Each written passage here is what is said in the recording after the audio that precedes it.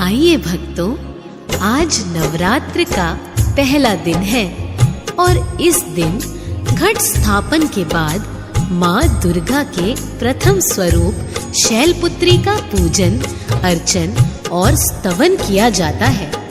शैल का अर्थ है हिमालय और पर्वतराज हिमालय के यहाँ जन्म लेने के कारण इन्हें शैलपुत्री कहा जाता है। पार्वती के रूप में इन्हें भगवान शंकर की पत्नी के रूप में भी जाना जाता है। वृषभ इनका वाहन होने के कारण इन्हें वृषभारुणा के नाम से भी जाना जाता है। इनके दाएं हाथ में त्रिशूल है और बाएं हाथ में इन्होंने कमल धारण किया हुआ है।